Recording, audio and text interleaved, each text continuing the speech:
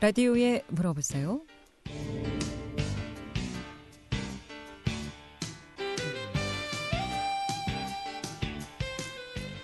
여러분 안녕하십니까? 라디오에 물어보세요. 진행의 김혜정입니다. KBS 원주방송국 라디오에 물어보세요는 매주 월요일부터 금요일까지 우리 생활과 밀접한 다양한 분야의 생활 상담을 해드리고 있습니다. 오늘은 오시엘 변호사 모시고 법률 상담하겠습니다. 실제 판례를 중심으로 상담을 좀 하겠고요. 이 밖에도 상가주택 임대차 보호법이라든가 가사 분쟁, 또 땅 문제, 명예훼손, 고소고발, 또 사고나 분쟁으로 법률적 조언이 필요하신 분 전화 주시면 상담 받을 수 있겠습니다. 상담 전화번호 알려드립니다. 이용호 씨 상담 전화는 764국에 6335번, 764국에 6336번 또는 전화가 어렵거나 곤란한 경우에는 50원의 정보 이용료 있는 문자 샵 8950, 샵 8950으로 상담해 주시면 되겠습니다. 오시엘 변호사 모시겠습니다. 안녕하십니까? 네, 안녕하십니까? 네. 자, 첫 번째 사례는요. 이 부인이 남편 몰래 남편 명의로 차용증을 작성해주고 타인으로부터 돈을 차용한 후 이를 도박으로 탕진했을 때 남편이 그 돈에 대해서 변제할 책임이 있느냐라는 문제 좀 풀어보겠습니다. 우리 그 민법은 부부 사이에 따로따로 재산 소유를 인정하는 별산제를 취하고 있습니다. 그렇기 때문에 그 부부가 일방의 행위로 인해서 다른 일방이 책임지는 경우는 이제 원칙적으로 없습니다. 네. 별산제를 취하고 있기 때문에 네. 그렇지만은 이제 부부는 또 일상생활에서 가장 그 밀접한 그런 연관이 있는 그 작은 사회 아니겠습니까? 그래서 이 부부에 대해서만큼은 또 별도로 연대 책임을 지도록 하는 경우가 있습니다. 오늘 것은 그 연대 책임과 일상 가사에 관한 그 대리권 이에 관한 이제 그 사례입니다. 그러니까 남편이 책임을 변제할 책임이 없는 부분과 또 책임을 변제할 져야 될 책임이 부분이 있는 부분을 좀 경우가 나눠서 있습니다. 말씀을 좀 해주시겠다는 말씀이시죠? 그렇습니다. 민법 우리 그 법제상 부부 사이에는 일상의 가사에 대해서 서로 대리권이 있습니다. 그러니까 일상의 가사라고 하는 것은 이제 일상 생활에 필요한 범위 내에서 어떤 뭐 물건의 구입이나 지급, 일용품의 구입, 식료품의 구입, 또 의료비, 교육비, 광열비 이와 같은 이런 일상생활의 공통적인 거, 그리고 그것이 늘 이루어지는 그런 일상적인 거 그런 것을 이제 얘기합니다. 그런 그 가사에 관해서는 서로 대리권이 있다는 뜻입니다. 그래서 그 부부 일방이 일상의 가사에 관하여 채무를 부담한 경우에는 다른 일방도 이로 인한 채무에 대해서 연대 책임이 있습니다. 서로 대리권이 있고 또 그런 일상 가사에 관한 채무를 일방이 부담했을 때는 상대방도 이에 대해서 연대하여 변제할 책임이 있는 연대 책임이 있습니다. 그리고 이제 여기서 일상 가사라는 것은 아까 이제 그 구체적으로 무엇을 말하는지 몇 가지 그 판례에 의해서 나타나 있는 것을 예를 들었습니다. 통상 부부가 가정에서 공동 생활을 하는데 필요한 행위입니다. 일상적으로 늘 이루어지는 행위죠. 식료품이나 일용품의 구입 행위, 의료비 지급, 교육비 지급, 광열비 등의 지출에 관한 일이 일상가사의 법률에 포함된다 하겠습니다. 그렇기 때문에 도박이라든지 주식 투자 또는 어느 한쪽을 위한 사치성 물품의 구입, 또 부동산의 구입. 아까 말씀드렸듯이 부동산의 구입은 부부가 별산제이기 때문에 부부 일방이 다른 일방의 그 관계없이 일방 명의로 부동산을 구입할 때는 역시 이거는 연대의 책임이 없습니다. 상담 전화 먼저 받도록 하겠습니다. 764국에 6335번 전화 주셨습니다. 연결하겠습니다. 여보세요? 네, 안녕하세요. 네.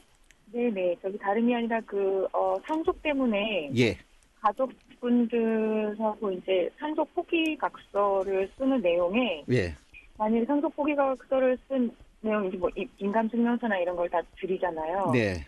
그리고 공증을 받을 때 상속 포기 각서를 써주면 그와 동시에 너에게 1,000만 원을 주겠다. 이렇게 공증을 받고 해결을 했는데 상속 포기를 다 했어요. 예, 근데 예.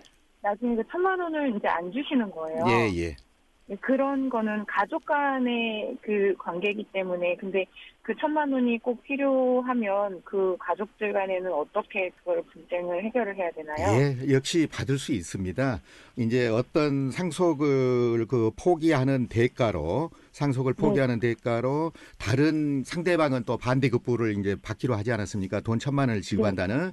그러면 그러할 경우 이쪽이 진짜 이제 상속 포기의 효력이 생겼을 때, 상속 포기는 상속이 일어났을 때 효과가 있지 않겠습니까? 상속이 개시됐을 때, 피상속인이 사망했을 때, 피상속인이 사망해서 상속 포기의 효력이 생겼을 때는 그 반대급부로 정한 1,000만 원의 지급을 구할 수 있는 변제기가 도래한 것입니다.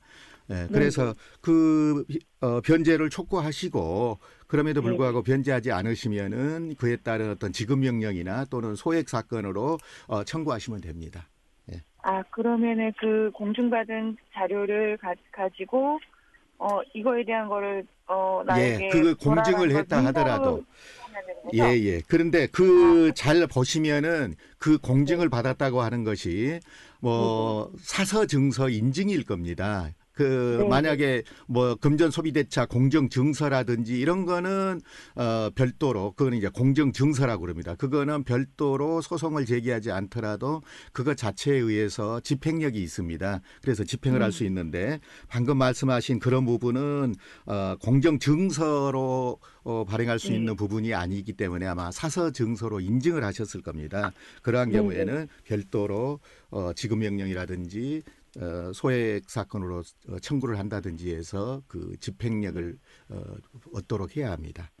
만약에 그분들이 지급을 해주지 않는다면은 그 상속 포기각서에 대한 내용이 다 무효로 무효 소송까지도 할 수 있나요? 그것은 그렇지 않습니다. 그거는 이제 조건부로 그렇게 정했을 경우에 그렇게 되는데 그거는 한번 그렇게 포기해서 효력이 생겼으면은 그 조건이 성취 안 됐다고 해가지고 무효로 하지는 못합니다. 그와 같은 신분상 행위는 그러니까 그거는 별개이고 상속 포기한 것은 무효다.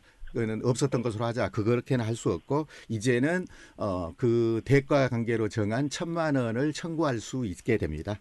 상속 포기는 그대로 효력이 생기고. 예. 알겠습니다. 한번 찾아뵙겠습니다. 예. 감사합니다. 네, 고맙습니다. 네. 라디오에 물어보세요. 오늘 법률 상담하고 있습니다. 법적인 조언이나 상담 필요하시면 전화 주시기 바랍니다. 이용화 상담 전화 764국에 6335번, 764국에 6336번 두 대의 전화 준비되어 있습니다. 3091번님의 문자 상담입니다.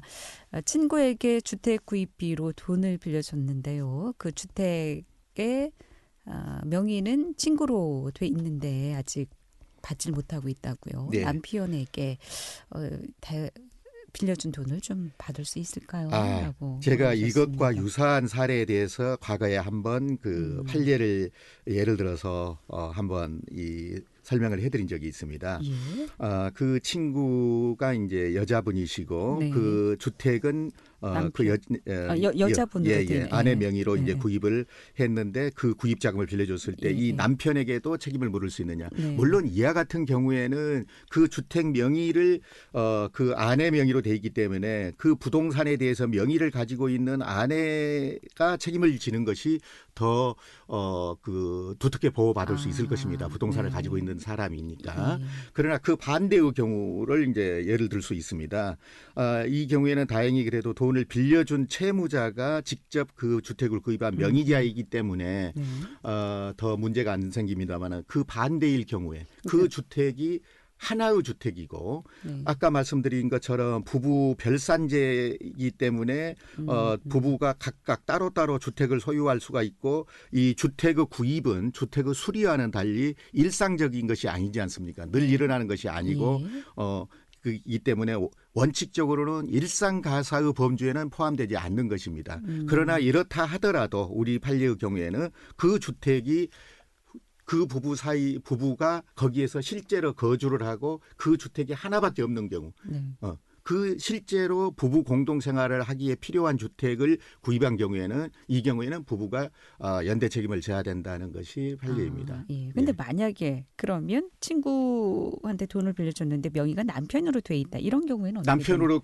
그러니까 이러한 경우가 이제 문제가 되지만은 네. 그와 같은 경우에도 그 상대방인 남편도 책임을 져야 된다는 거죠. 그 돈이 물론 실제로 거기에 그 주택 구입비로 사용이 되어야 하고 네. 그 주택이 아까 말씀드린 것처럼 실제로 부부가 공동 생활을 하기 위해서 네.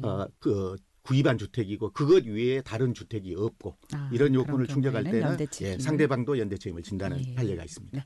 계속해서 상담 전화 받습니다. 이번에 764국에 6335번 전화 주셨습니다. 연결하겠습니다. 여보세요. 네, 수고하십니다. 네, 안녕하십니까. 네. 네, 제가 남매를 키우는데요. 네.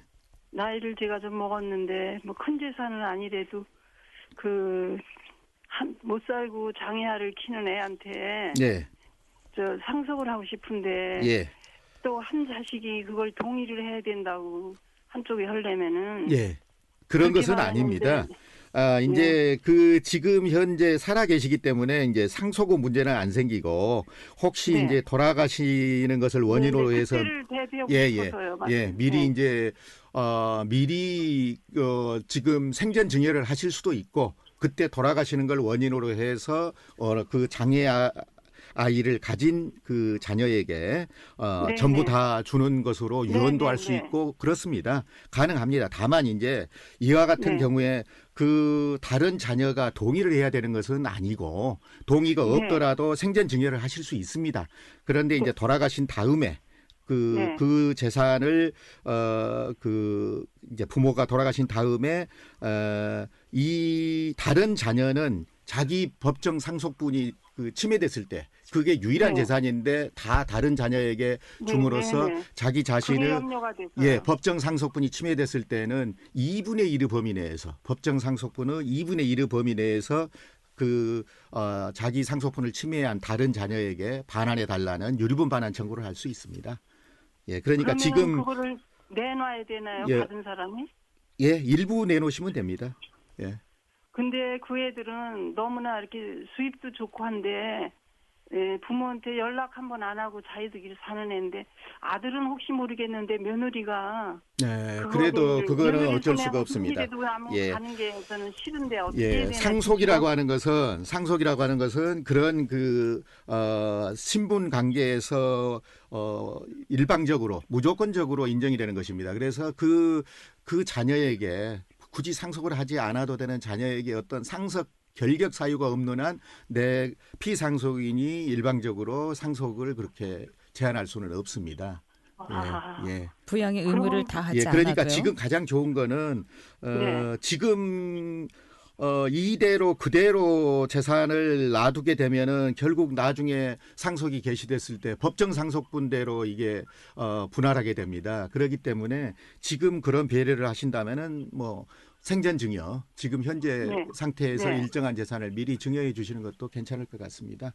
유언을 써놓는 거는 해당이. 그러니까 그 유언이라고 하는 것은 그냥 내가 아무렇게나 내 뜻을 밝혀서 유언장을 남겨놓는다고 그대로 효력이 있는 것이 아닙니다. 유언은 어떤 법적인 그 요식행위이기 때문에 법이 정하는 요건에 단 한 부분이라도 어긋나면은 그거는 효력이 없는 무효입니다. 그렇기 때문에 엄격하게 하셔야 됩니다. 유언에 대해서는 잘 아시는 전문가하고 상담을 하셔서 차질이 없도록 하셔야 됩니다. 그냥 내가 단지 유언장하고 해서 자녀들에게 남긴다고 해서 그대로 효력이 생기는 것은 아닙니다. 그러면 이게 법무사인가요? 아니면은 변호사 사무실인지 재무사인지 어디에? 유언에 관해서는 공증인가 가 있는 공증사무실로 가셔서 상담을 하시면은 그 부분에 대해서 유효한 유언을 하실 수가 있습니다. 감사합니다. 한번 방문하십시오. 공증사무실을. 수고하세요. 고맙습니다. 그렇다면 여기에서요. 자녀가 부모 부양 의무가 있지 않겠습니까? 근데 지금 아들분이 연락도 안 하고 산다고 하셨는데 결국 부양의 의무를 하지 않고 있는 상황인데 이런 경우에도 부양 의무를 다하지 않았다고 해서 상속을 배제하지는 못합니다. 그럼 4분의 1까지는 그러니까 이와 같은 경우 아무래도 이제 부모는 심정적으로 어떤 차별을 둘 수밖에 없겠죠. 그러면 어느 한 자녀에게 전부 다 유증을 한다거나 유언으로서 이렇게 다 줬을 경우에도 그 다른 자녀에게 상속 결격 사유가 없는 이상, 상속 결격 사유라는 것은 정해져 있습니다. 어떤 범죄 행위입니다. 비상속일에 대해서 그런 것이 아닌 이상은 최소한 법정 상속분의 2분의 1은 보장해 줘야 됩니다. 그렇군요. 예. 예. 라디오에 물어보세요. 오늘 법률 상담 함께하고 있습니다. 이용하시 상담 전화 764국에 6335번, 764국에 6336번 또는 50원의 정보 이용료 있는 문자 샵 8950으로 상담해 주시면 되겠습니다. 11시 21분 접어들고 있습니다.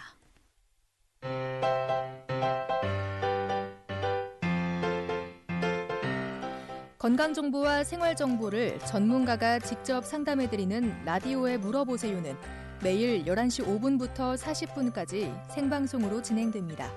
이 방송은 KBS 원주라디오 유튜브 채널을 통해 다시 들으실 수 있습니다.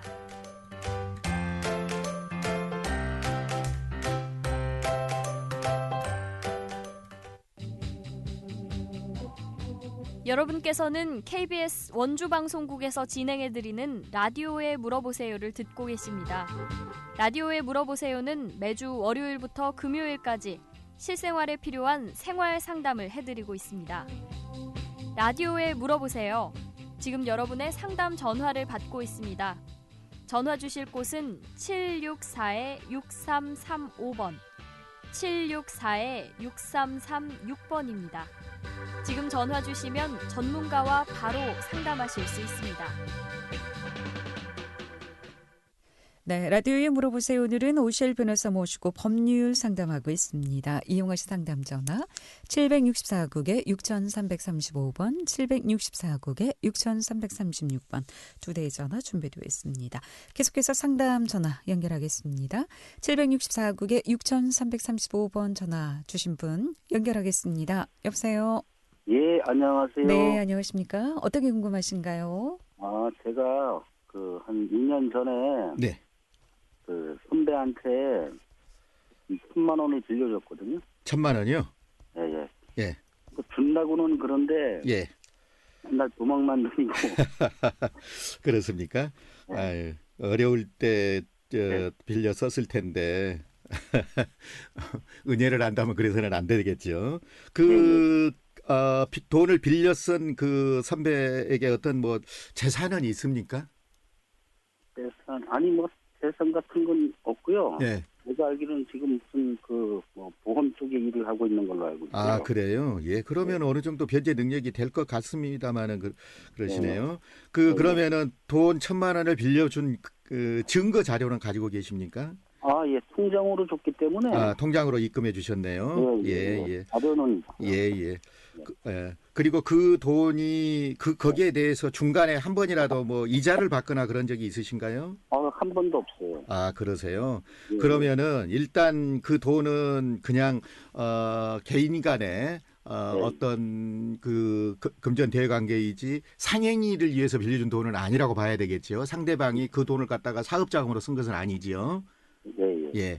왜 그러냐라면은 상행위로 인한 경우에는 이제 이자 약정을 하지 않더라도 변제기가 지나면은 연 6푼의 이자를 받을 수가 있고 일반 민사 채권인 경우에는 이자 약정을 하지 않으면은 원래 변제기까지 이자는 못 받습니다. 그러나 변제기 이후에 언제까지 갚기로 한 날 이후에 법정 이자인 연 5% 법정 이자는 받을 수 있습니다. 그런데 이와 같은 경우에 이제 6년이 지났기 때문에 만약에 이거를 상사 채권으로 본다면은 그동안 한 번도 이자도 못 받고 그랬다면은 이제 시효로 소멸할 수가 있습니다. 상행위로 인한 채권은 이 대여금은 소멸시효가 5년입니다. 일반 민사는 10년이고 그래서 그 시효 기간이 지나기 전에 통장으로 입금해준 자료를 증거 자료를 붙여서 지급 명령이나 소액 청구를 해 보시기 바랍니다. 그러면은 소액 청구는 어디 가서 하면 법원에 가시면은 법원 민원실에 가시면은 그 소액 청구를 할 수 있는 그 소정의 양식이 있습니다. 거기에다가 이름 쓰시고 주소 쓰시고 돈 빌려준 액수 언제 빌려준 날짜 거기에 나와 있는 대로 기재 하셔서 도장 찍으면 간단히 접수하실 수 있습니다. 네. 네, 그렇게 하시기 바랍니다. 너무 오래 두시면은 시효로 그 소멸되는 수가 있습니다. 예, 행사. 아이고, 알겠습니다. 네. 네, 고맙습니다. 라디오에 물어보세요. 오늘 법률 상담하고 있습니다. 이용원 씨 상담 전화 764국에 6335번, 764국에 6336번 두 대의 전화 또는 문자 50원의 정보 이용료 있는 샵 8950으로 상담해 주시면 되겠습니다. 계속해서 0079번님의 문자 상담인데요. 이 경매로 산 땅에 묘가 3개 있는데 전 땅 주인의 조상 묘입니다. 예. 그런데 전 땅 주인의 전화번호를 모른다고요. 예. 이 묘 처리를 해야 되는데 연락할 방법이 없을지요. 그렇습니까? 예. 이게 지금 과거에 그 인정되던 관습상의 법묘기지권이 이제 새로운 입법으로 이 입법이 시행된 이후로는 이제 20년이 지나더라도 법묘기지권이 인정이 안 됩니다. 그러나 과거부터 있었던 법묘에 대해서는 지금도 역시 관습상의 법정지상권이 법묘기지권이 인정이 됩니다. 그런데 여기 이 땅은 그렇습니다. 경매로 샀는데 그 전 주인의 이 관리하는 산소라면은 이 전 주인도 과거에 또 다른 사람한테 사가지고 어떤 그 법묘기지권을 취득한 상태에 있는지 여부는 지금 정확하지는 않은데 그렇지 않은 이상은 특단의 사정이 없는 한은 전 주인이 관리하는 산소라면은 그 분묘를 딴 곳으로 이장을 해줄 의무가 있다고 보여집니다. 그 주소를 모르시면은 일단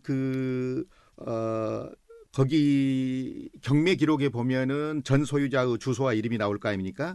그 주소지로 소송을 낸 다음에 주소 보정 명령을 받아서 실제 살고 있는 주소를 다시 찾아낼 수도 있습니다. 네. 그럼 이거는 어떤 이게 지금 주인을 모르는 어떤 그런 산소라면은 오히려 처리하기가 더 어려울 것 같습니다만은 전 주인이 관리하던 산소라면은 전 주인은 그거를 이장해줄 의무가 있기 때문에 이런 특별한 사정이 없는 한은 그 충분히 전 주인을 상대로 그 분묘를 함부로 그렇게 또 그 이굴 처리하시고 그러면 안 됩니다. 연고자인 경우에는 무연고자면은 그 법에 따른 절차에 따라서 발굴할 수 있는 절차가 있습니다만은 이와 같이 관리하는 사람이 있을 때는 함부로 처리하지 마시고 법적인 절차를 갖춰서 하시기 바랍니다. 그런데 법적인 절차 소송을 냈는데도 불구하고 계속 연락이 연락을 할 수 있는 방법이 있습니다. 아까 이제 그 경매 당시 주소지에 살지 않고 다른 곳에 산다면은 소송을 냈을 때 송달이 안 됩니다. 그러면은 법원에서 그 주소 보정 명령을 바라게 됩니다. 지금 현재 경매로 인해서 이 땅을 잃은 정도라면은 거기에 그 경매 기록에 그 사람의 주민등록번호와 종전 주소 이름이 다 나와 있습니다. 그렇기 때문에 가능합니다. 예. 계속해서 상담 전화 받습니다. 이번에 764국에 6335번 전화 주셨습니다. 연결하겠습니다. 여보세요. 네. 네, 안녕하십니까? 네. 어떻게 궁금하신가요? 다른 게 아니고요. 네. 돈을 한 몇십 년을 붙였거든요. 네. 근데 이제 그 땅을 산 사람이 예. 그 트레트 하나 들어갈 길이 예. 그게 그 집 땅이라 그래서 예. 그거를 막는다 그러는데 그렇게 막아줘요. 그러면은 그 논에 들어갈 수 있는 길이 지금 현재 나무 땅으로 돼 있다는 그 길 외에는 없습니까? 네, 없어요. 그러면은 그 막지를 못합니다. 그러니까 예. 나무 땅이라 하더라도 내 땅이 맹지여 가지고 그 나무 땅을 통과하지 않고는 어떤 공로에 다다를 수가 없다. 그러면 그 나무 땅도 이용할 수 있습니다. 다만 이용료를 내셔야 합니다. 예, 그 막지 못합니다. 막으면은 그 경찰에 신고해서 시정하시기 바랍니다. 막을 수는 없습니다. 일반적으로. 막지는 못하고 예. 이용료를 내야 되는군요. 그리고 내 땅인데 아무 사용료도 내지 않고 이렇게 통행을 하다 보면은 그 땅 소유자는 그와 같이 조치하려고 할 것입니다. 이와 같은 경우에 만약에 다른 어떤 그 통행 방법, 통행로가 있으면은 그 땅을 사용할 수 없습니다. 그러나 다른 통행로가 없을 때는 그 땅을 사용해야 됩니다. 네. 예. 이용료를 내야 되고. 예. 그냥은 안 되는 거예요? 예, 그쪽에서 이제 이용료는 그냥 사용하시고 그쪽에서 이용료는 청구하셨을 때에 내시면 됩니다. 예.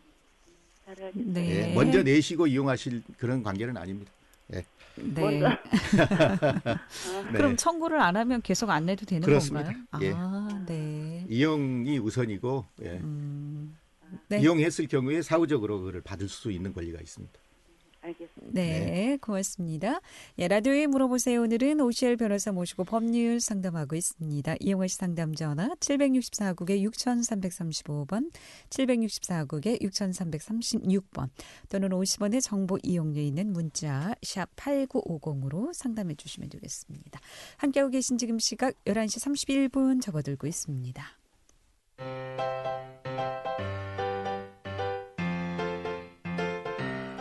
건강정보와 생활정보를 전문가가 직접 상담해드리는 라디오에 물어보세요는 매일 11시 5분부터 40분까지 생방송으로 진행됩니다. 이 방송은 KBS 원주라디오 유튜브 채널을 통해 다시 들으실 수 있습니다.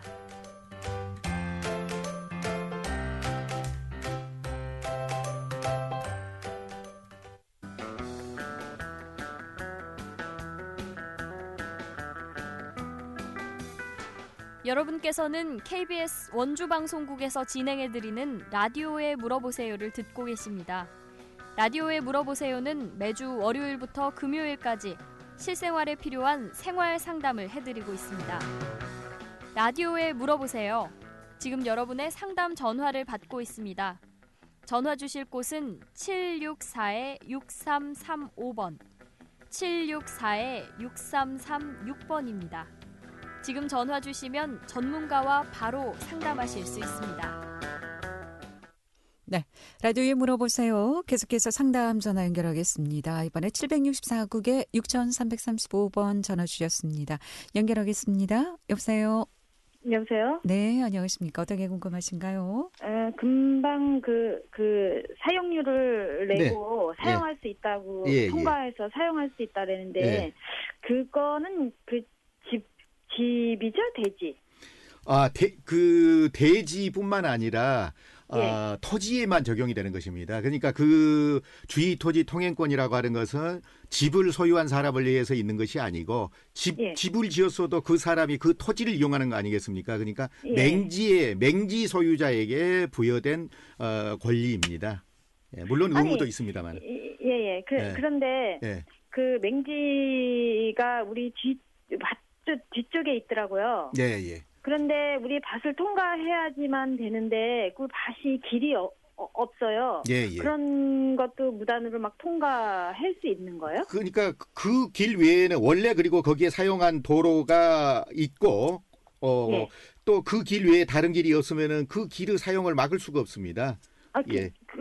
다만 이제 이런 경우는 다릅니다. 그게 지금 현재 밭이기 때문에 사람이 통행하는 것만 방해할 수 없는데 만약에 그 밭을 예를 들어서 이제 어떤 형질 변경을 해서 개발을 한다고 개발행위를 한다. 그러면은 이제 그것은 안 됩니다. 그거는 자기가 사도를 내야 됩니다. 그 진입 도로가 없이는 개발행위 허가를 안 해주기 때문에. 그러나 이거는 지금 원래 밭을 그 밭 용도대로 경작을 하는데 사용하겠다고 그러면은 그 통행을 막을 수가 없습니다. 원래 그 밭도 밭을 밟고 가는 거예요, 그게? 그렇죠. 통행로 없이 통행할 수가 있겠습니까? 원래 밭도 아무데나 이렇게 사용하지는 않겠죠. 다니던 부분이 있겠죠. 이제 가장자리라든지 원래 그 밭 옆길이라든지 가장 그러니까 그 인근 토지 소유자에게 가장 피해가 적은 방법으로 통행을 해야 되겠죠. 무찔러서 그냥 길게 한다든가 하지 않고 돌아서 가더라도 가장 피해가 적은 방법으로 해야 되겠죠. 그러니까 이거는 대지 소유자에게만 인정된 권리는 아니고 토지 소유자에게 인정된 권리입니다. 이게 밭이 원래 밭이었는데 중간에 제가 없을 때 지네가 도자로 막 이렇게 길을 냈어요. 그러면은요 원래 없는 길을 함부로 도로를 내서 그 도로로 구분될 수 있는 어떤 포장을 했거나 그러면은 그건 다 수거하러 갈 수 있습니다. 통행을 할 수 있는 거하고 도로를 내는 거하고는 다릅니다. 그래서 그와 같은 어떤 구조물을 설치하거나 포장을 하거나 그러면은 그거 다 수거하라 할 수 있습니다. 손해배상도 가능한가요? 그렇습니다. 그걸로 인해서 어떤 그걸로 인해서 어떤 내가 농작물에 피해를 봤다 그러면은 손해배상을 할 수 있죠. 다만 통행을 하겠다는데 최소한으로 통행을 하겠다는데 통행을 막지 못할 뿐이지 그와 같이 포장 도로를 설치하거나 그럴 권리는 없습니다. 네. 아니 근데 거기에 농작물을 이제 심었는데 심어서 당연히 통행을 하면은 막 박잖아요. 예. 예, 그게 통행은 되나? 그게 그래도? 그러니까요. 통행은 어떻게 방해를 못하지만은 가장 피해가 적은 부분으로 해야 되고 최소한의 피해를 줄이는 그와 같은 경우에 피해를 준 것은 어쩔 수 없는 것이지만은 그래도 그에 따른 손해는 배상을 해줘야죠. 보상은 해야 되겠죠. 아무리 그것이 적법한 행위라 하더라도 그에 따른 손해는 배상해줘야죠. 아까 사용료도 내야 되는 마당인데 그걸로 인해서 그 인근 토지 소유자의 농작물에 피해를 줬다면 그거는 당연히 그것이 위법하냐 적법하냐를 떠나서도 그에 따른 가액은 배상을 해줘야죠. 네. 그 복잡하네요. 알겠습니다. 네, 고맙습니다. 네, 궁금하시면 나중에 다시 전화 주십시오. 계속해서 상담 전화 연결하겠습니다. 이번에 764국에 6336번 전화 주셨습니다. 여보세요? 네, 여보세요? 예, 많이 기다리셨습니다. 예, 어떤 상담이신가요? 1,000만 원 정도를 이제 원금하기 전에 1,000만 원 정도가 해서 이 사람이 갚지를 않아가지고 법원에 소송해서 빨리 갚으라 제가 승소를 한 상태이거든요. 예. 근데 가끔 만나면은 언제까지 주겠습니다. 이야기는 그렇게 해요. 예. 근데 그때 가면은 전화를 안 받고 돈을 안 갚거든요. 근데 법원 소송 뭐 이자를 낸 적도 있고 법원에 소송해서 제가 승소를 해서 언제까지 갚으라 뭐 이자도 언제까지 이자를 얼마 해서 갚으라 뭐 그래 했는데도 안 갔거든요. 그러시면은요 이제 집행하셔야죠. 근데 지금 법원 판결이 난 상태라면은요 그 판결을 잘 보시면은 그 변제기 그러니까 그 판결 선고 이후부터는 연 12%로 돼 있을 겁니다. 그 이자가 어디입니까? 그 은행 이자하고 비교가 되겠습니까? 이게 이제 소송 촉진 등에 관한 특례법상의 어떤 지연 손해금입니다. 빨리 갚도록 강제하기 위해서 간접 강제하기 위해서 그와 같은 이제 지연 손해금 비율을 높여놓은 것입니다. 그러니까 거기 그 판결 주문에 나와 있는 대로 원금과 연 12% 이자를 그 채무자 소유 재산에 집행할 수 있습니다. 그리고 지금은 뭐 바로 판결을 받은 상태이기 때문에 뭐 공탁금이 필요한 것도 아니고 바로 집행 신청을 하십시오. 법원 집행에. 그러면 그거 같은 경우는 이제 뭐 이웃이 아는 사람이니까 사실 그걸 안 하고 했는데 그 재판을 받은 날로부터 뭐 얼마까지 유효기간 같은 건 있나요?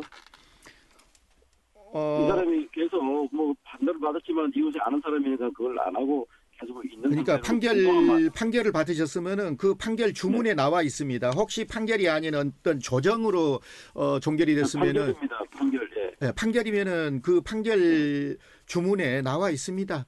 언제부터 금 얼마를 지급하고 그것에 대해서 언제부터 갚는 날까지 연 12% 비율로 계산한 돈을 지급하라 이렇게 판결이 돼 있습니다. 그러니까 그 이자를 다 받을 수 있고 이제 와서는 강력하게 말씀하시고 갚지 않으면은 이제는 강제 집행을 할 수 있습니다. 뭐 다시 판결을 받을 필요 없습니다.